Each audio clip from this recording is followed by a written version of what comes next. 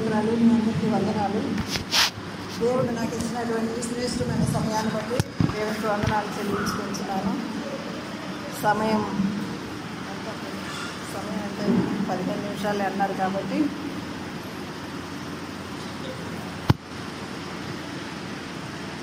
నా సమయంలో నేను ముగించడానికి ప్రయత్నిస్తాను.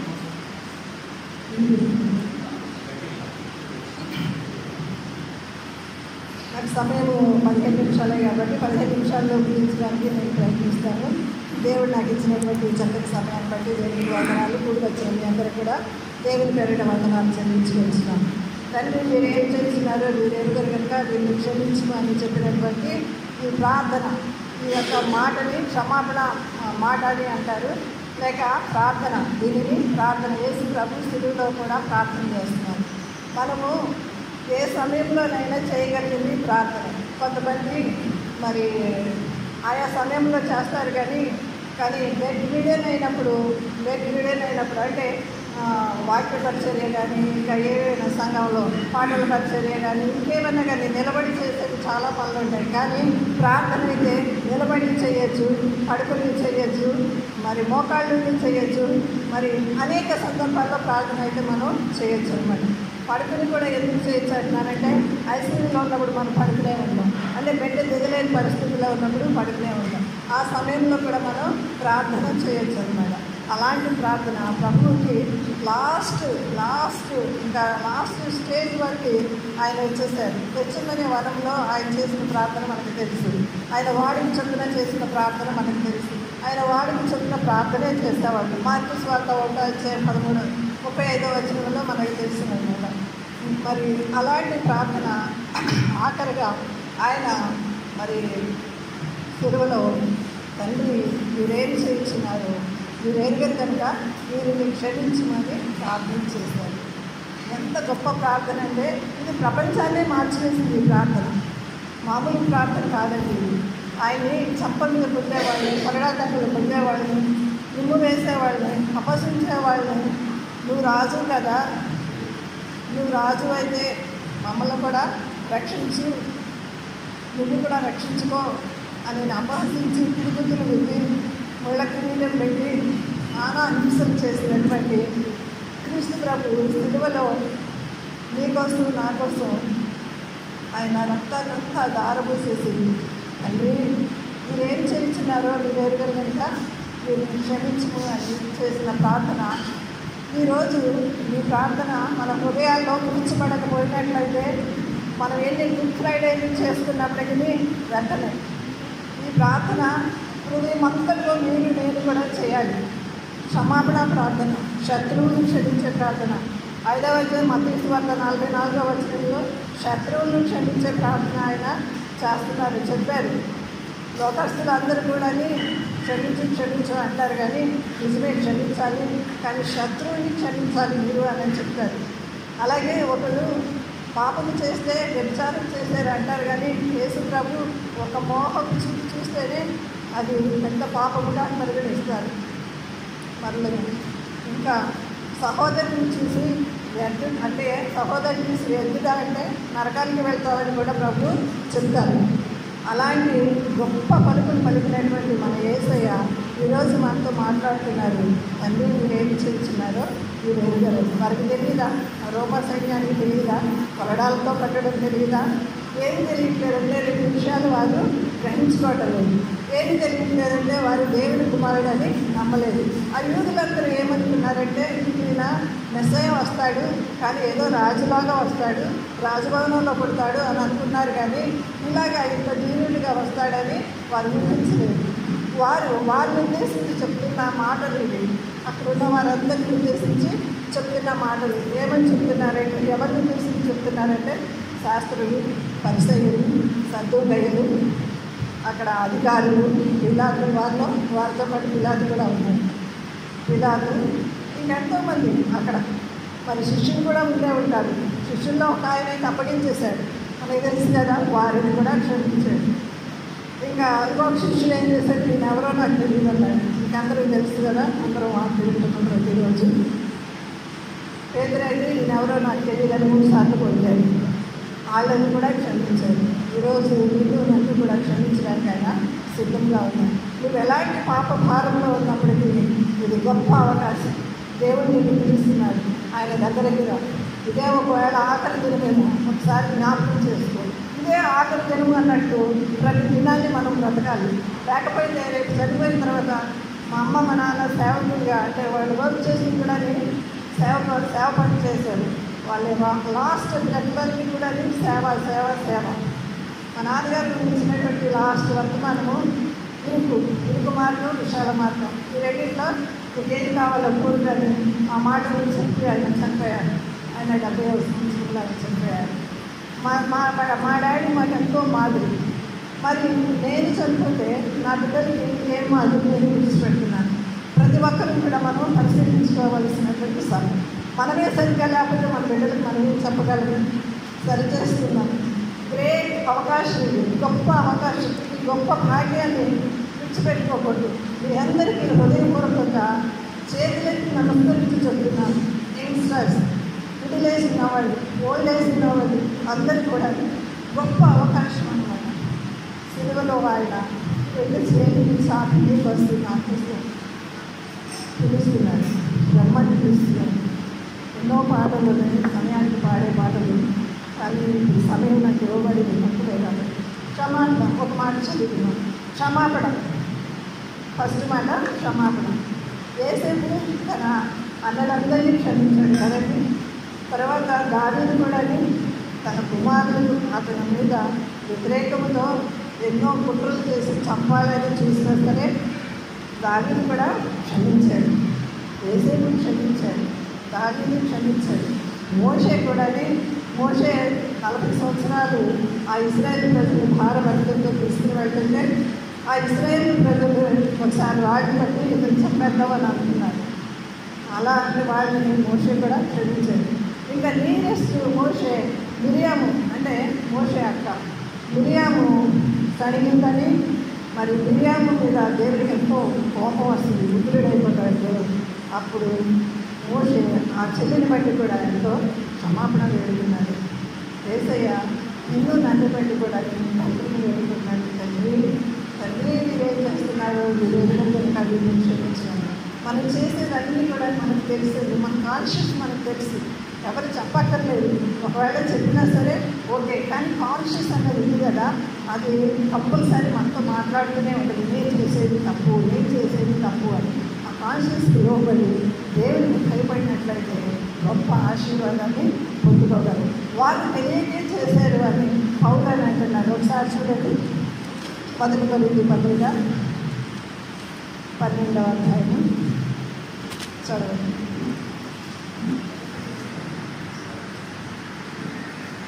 పూర్వము దూషకులను చదవండి.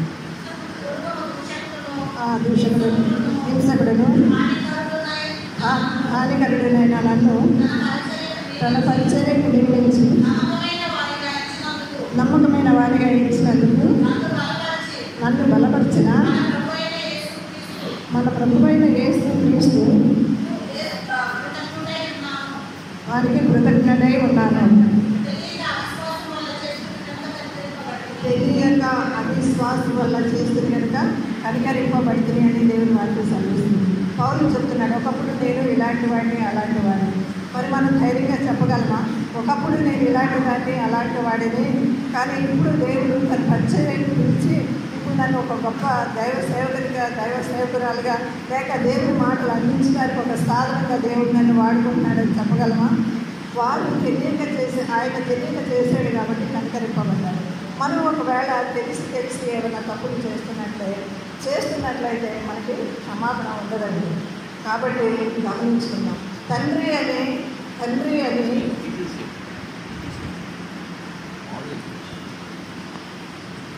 అని ప్రభు అది పట్టుబడి కూడా ఇబ్బంది.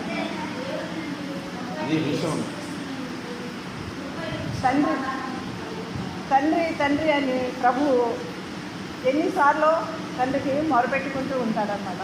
మనం కొండ మీద ప్రసంగాన్ని 5, 6, 7 అధ్యాయాల్లో చూసినట్లయితే కొండ మీద ప్రసంగాన్ని తండ్రికి ఎన్నో మాటలు తండ్రి ప్రార్థన నేర్పుతాడు, పర్లకు ప్రార్థన నేర్పుతాడు. ఇంకా అది కాకుండా మనము చూసినట్లయితే యోహాను సువార్త 14, 15, 16 అధ్యాయాలు సిలువకు వెళ్లే ముందు ఆయన ఆఖరి మాటలు కొన్ని బిడ్డలకి తన యొక్క శిష్యులకి నేర్పుతూ ప్రజలకి నేర్పుతూ కూడా అక్కడ తండ్రి తండ్రి తండ్రి అని అనేక సార్లు వాడతారనమాట. ఒక మాట మనం చదువుకున్నాము. యోహాను సువార్త 17వ అధ్యాయంలో ఎన్నిసార్లు తండ్రి తండ్రి అని తండ్రికి ఆయన మొరపెట్టుకుంటున్నారో ఒకసారి మొదటి వచనం చదువుతాం. యోహాను సువార్త 7:17 యేసు ఈ మాటలు చెప్పి ఆకాశం లేదు కన్నులెత్తి ఇట్లా నేను తండ్రి చాలు తండ్రి నా గడియ వచ్చేసిందని తండ్రికి ఆయన చేస్తున్నటువంటి ప్రార్థన మనం చేస్తున్నాం అన్నమాట. తర్వాత ఇంకొక మాట చదువుకున్నాము ఇదే అధ్యాయంలో. ఎక్కడైతే తండ్రి ఉందో 2-3 వాక్యాలు చదవండి త్వరగా. 21వ వచనం.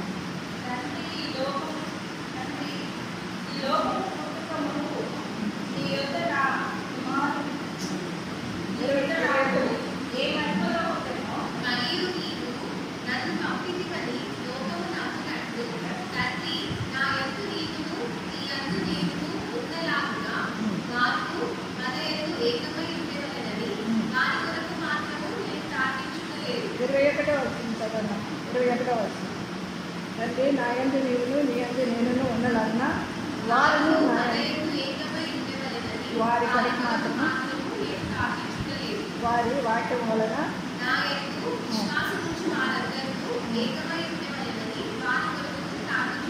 అనేక సార్లు తండ్రి కోసం ఆయన విజ్ఞాపన చేస్తూ ఉన్నాడనమాట.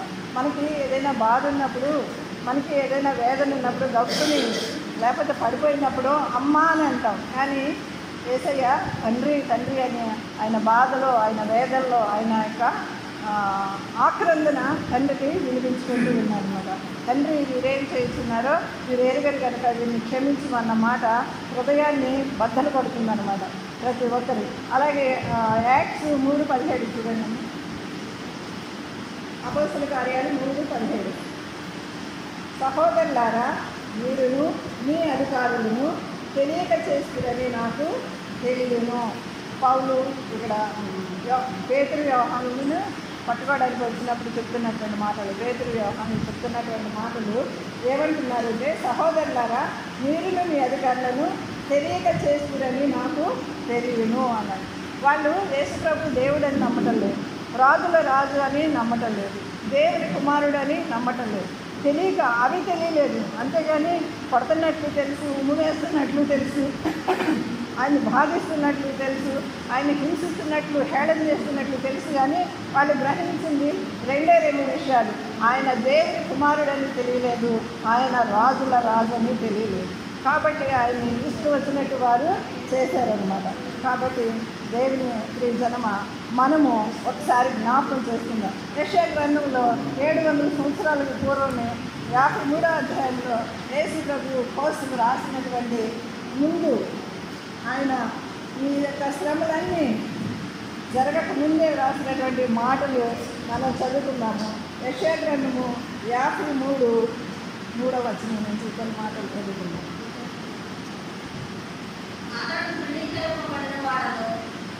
మనుషుల వలన విసర్జింపబడిన వాడును, వ్యసనాక్రాంతుడుగాను, వ్యాధిని అనుభవించిన వాడుగాను, మనుషులు చూడనల్లని వాడుగాను ఉండెను.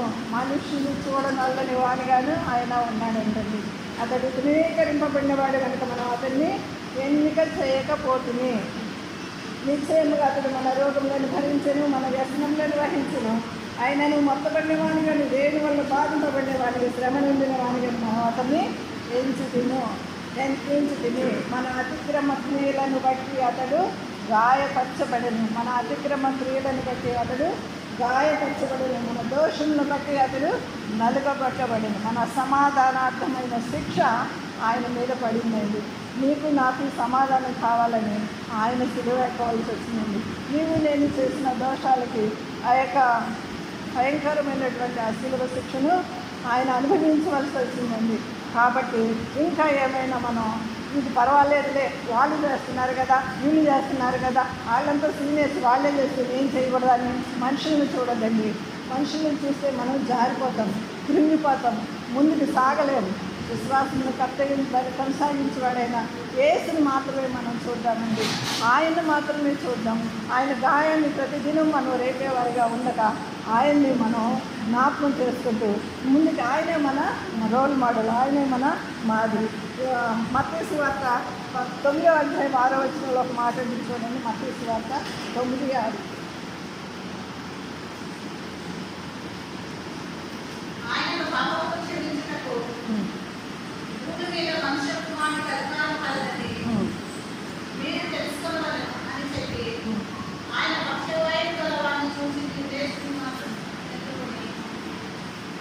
చాలండి. అయినను పాపములు క్షమించినట్టు భూమి మీద మనిషి కుమారునికి అధికారం కలదని మీరు తెలుసుకొనవలెను. పాపములను క్షమించడానికి భూమి మీద మనిషి కుమారునికి తప్ప ఇంకెవరికి అధికారం లేదండి. అందుకే రోగగ్రస్తులు వచ్చినప్పుడు ఆయన వారితో చెప్తారు కదా, మీ పాపములు క్షమించబడి అన్నారు.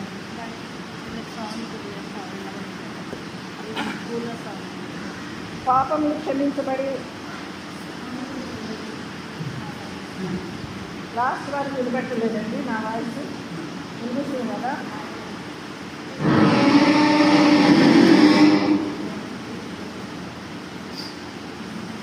ఆఖరిగా మనం ఇంకొక మాట చదువుకుని ముగించుకుందాము.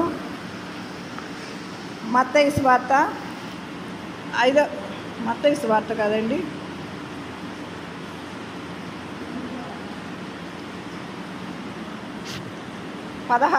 మాథ్యూ 16:13. మాథ్యూ 16 పేతురు ఏమని చెప్తాడంటే, పేతురు చెప్తున్న మాటలు మనం ఇక్కడ జ్ఞాపకం చేసుకున్నాం. పేతురు ఏమని చెప్తున్నాడు, దేవుడు ఏమని గమనిస్తున్నాడు. అందుకు సీమోను పేతురు, నీవు సజీవుడవు దేవుని కుమారుడైన క్రీస్తు అని చెప్పాను. ఆయన గ్రహించాడండి. పేతురికి తెలిసింది, పేతురికి కనువిప్పు కలిగింది. ఆయన దేవుని కుమారుడని శిష్యులు నమ్మారు. కానీ ఇప్పుడు మనం కూడా నమ్ముతున్నాం. కానీ అప్పుడు వాళ్ళు ఆ సమాజం నమ్మలేదు. ఆ సద్దుకాయలు, ఆ శాస్త్రులు, ఆ పరిసయ్యులు, ఆ అధికారులు, ఆ పిల్లలు ఎవరు నమ్మలేదు ఆయన దేవుని కుమారుడని. కానీ మనమైతే నమ్ముతున్నాం. కాబట్టి మనం గమనించుకున్నాం. తెలిసి నేరాలు చేయొద్దని నేను ఒక మాట మీకు జ్ఞాపకం చేస్తున్నాను. ఆఖరిగా నాకు ఇవ్వబడిన సమయం అయిపోయింది. మత్తయి సువార్త 27:27 చదువుదామండి. ఆయన్ని ఏ విధంగా అపహసించారో ఇక్కడ మనకి తెలుస్తుంది. మత్తయి సువార్త 27:27 చదువుతుంది.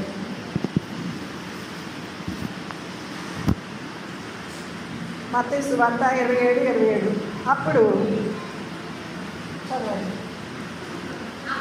అప్పుడు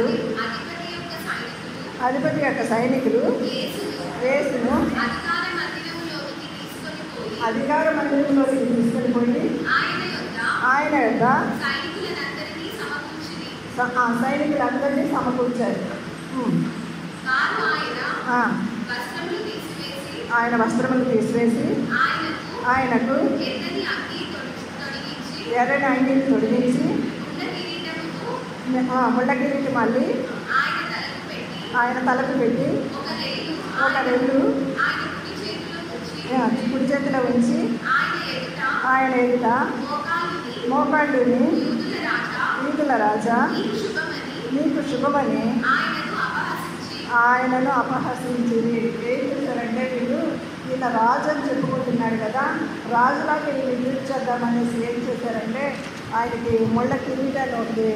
రాజులకి వజ్రాల కిరీటం ఉంటుంది కదండి, రాజులకి వజ్రాల కిరీటం ఉంటుంది కదా, ఆ వజ్రాల కిరీటం బదులు ముళ్ళ కిరీటం వేసి మేము కోపని ఏది చర్చకెళ్తామని ఆ ఏది చర్చిలో ఒక స్టిక్ కూడా వేసి మాకు కళ్ళలాగా చూపించారు. ఎంత హృదయ విదారకమైన విషయం అంటే, ఎంత హేళన చేస్తున్నారంటే అక్కడ ఎవరైనా సరే ఆ యొక్క సీన్ చూసినట్లయితే హృదయం బద్దలు అవ్వాల్సిందే. ఇక్కడ ఏమంటున్నాడంటే, అప్పుడు అధిపతి యొక్క సైనికులు యేసును అధికార మందిరంలోకి తీసుకుని పోయి ఆయన యొక్క సైనికులందరినీ సమకూర్చారంటండి. రాజుకి సైనికులు ఉంటారు కదా, రాజు జయహో అనుకుంటా సైనికుల్ని పక్కన ఉంటారు కదండి, అలాగే సైనికుల్ని కొంతమందిని పెట్టారట. ఆ తర్వాత ఏం చేశారంటే, వారు ఆయన వస్త్రము తీసివేసి, అంటే చిన్న వస్త్రం ఉండేది కదండి, ఆ వస్త్రాన్ని కూడా తీసివేసి ఆయనకి ఏమి వస్త్రాన్ని ఇచ్చారంటే, వారు ఆయన వస్త్రము తీసివేసి ఆయనకు ఎర్రని అంగీని తొలగించి ఊదా రంగు వస్త్రం అని ఇంకొక వార్తలో ఉంటుందండి. ఊదా రంగు వస్త్రాలు కానీ ఎర్రని వస్త్రాలు కానీ రాజులు మాత్రమే, అంటే ధనికులు మాత్రమే వేసుకుంటారు. మరి ఆయన అపహసించాలి కదా, నువ్వు రాజు అంటున్నావు కదా, అందుకు నీకు రాజు వస్త్రం తొడిగిస్తున్నామని అలాగ అపహసించి ఆయనకి యొక్క అంగీని తొడిగించారంట. తర్వాత ఏం చేశారు? 29వ వచనం, ముళ్ళ కిరీటి మళ్ళీ ఆయన తల మీద పెట్టారు. అది మనకి తెలిసిన విషయమే.